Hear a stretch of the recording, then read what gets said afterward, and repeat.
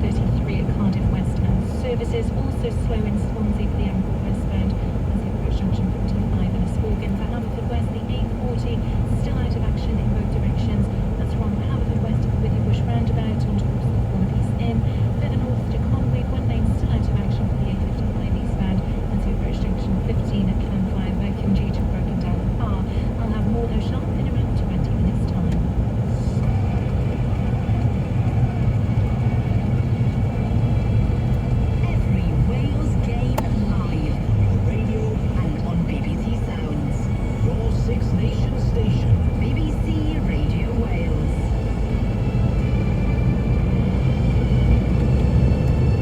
Good evening, it's 6 o'clock. You're listening to Radio Wales with me, Sian Lloyd. Our top story today.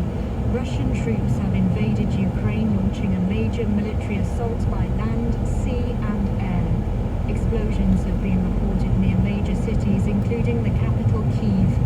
Boris Johnson has announced new sanctions against Russia. So right now, let's get the full roundup of the day's news and sport with Peter Gillibrand.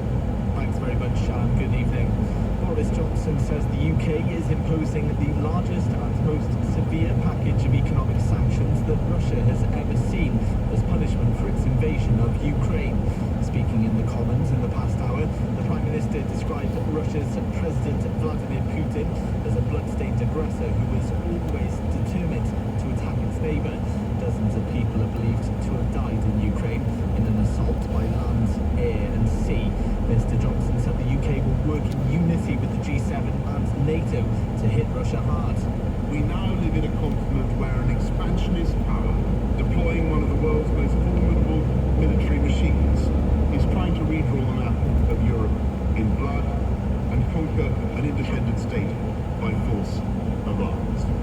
And it's vital for the safety of every nation that Putin's squalid venture should ultimately fail and be seen to fail. In a joint statement, the leaders of the G7 say the invasion put the Russian president on the wrong side of history and called on Russia to stop bloodshed. Meanwhile, the First Minister, Mark Drakeford, has told the BBC the world needs to unite against Mr Putin. It is a deeply sad day for people in Ukraine and a deeply dangerous day for the whole of the world. Here is an unprovoked attack on a sovereign nation with no provocation of any sort. The whole of the world needs to act in solidarity. The president of Ukraine, Volodymyr Zelensky, says a new Iron Curtain is separating Russia from the rest of the world. In a video address, he said the country's forces had pushed back on Russian aggression.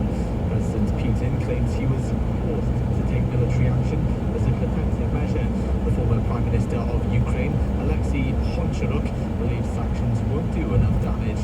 I'm worried that Western leaders are still living in a world in which it's enough to react by only economic sanctions. This is a huge mistake because economic sanctions is too little too late. In the country, fighting is raging in several areas hours after Russian troops invaded. Some families have fled Kiev, believing other places will be safer, but many are preparing to defend themselves. The BBC's correspondent, James Waterhouse, is in the capital. For now, the centre of Kiev finds itself in the quiet eye of a growing storm. 20 miles away is Antonov Airport, where Ukrainian forces say they fought back with an artillery strike against Russian paratroopers who landed there. The country's Interior Ministry says fighting is continuing in the whole of southeastern and central Ukraine. And now there's heavy fighting in Chernobyl to the north as Russian troops continue to advance. There have been reports Fighting of in to Chernobyl. the south in Odessa, as well as Russian troops moving in from annexed Crimea and fighting in the region around Kharkiv to the northeast. Swapping his dark suit for a military uniform, President Zelensky said losses have been suffered. Some Russian troops have been captured. And the price of oil rose to its highest level in 7.5 years as a result of the attack. The cost of a barrel reached over $100, prompting warnings that already record petrol prices could increase further. Dr. Katya Yefimova is a senior research fellow at the Oxford Institute for Energy Studies. It's on the sentiment because there have been no supply cuts via any of the corridors, and it's not probably the most likely scenario that there will be, but even on the sentiment, market seems to be factoring in a complete loss, more or less, of all Russian supplies. Elsewhere, a 26-year-old man has been found guilty of killing his close friend in a crash in Carmarthenshire in December 2020. A jury at Swansea Crown Court found Madion Emerson Roberts guilty of causing death by dangerous driving by crashing into a wall after drinking alcohol. Lewis Morgan, who was in the passenger seat, died at the scene of the crash crash in the village of Blaenau.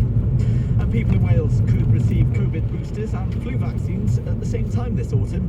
The Welsh Government says it's moving on plans to make the coronavirus jab a seasonal vaccine. Sport now, and UEFA will move this year's Champions League final away from St. Petersburg following Russia's invasion of Ukraine. European football's governing body is due to hold an emergency meeting tomorrow. Wales have recalled Felipe Faletau and Josh Adams for the game against England at Twickenham in Rugby Six Nations.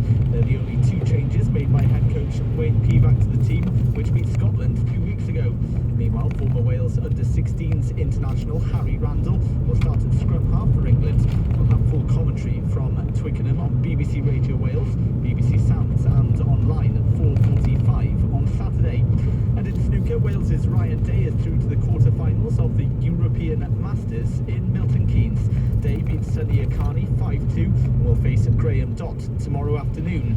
BBC Radio Wales for an update anytime. Ask your smart speaker to play BBC News for Wales. It's just coming up to 6 minutes past 6. Thanks very much, Peter. Good afternoon. You're listening to BBC Radio Wales with me, Sian Lloyd. Coming up on the programme, the crisis in Ukraine dominates the news tonight. It's a terrifying time for people living in Ukraine and for relatives back here in Wales. It's a shock. We have all of us here in UK. We feel shocked, but we spoke to our family in Ukraine, and they also very much upset and shocked. They don't know what to do, and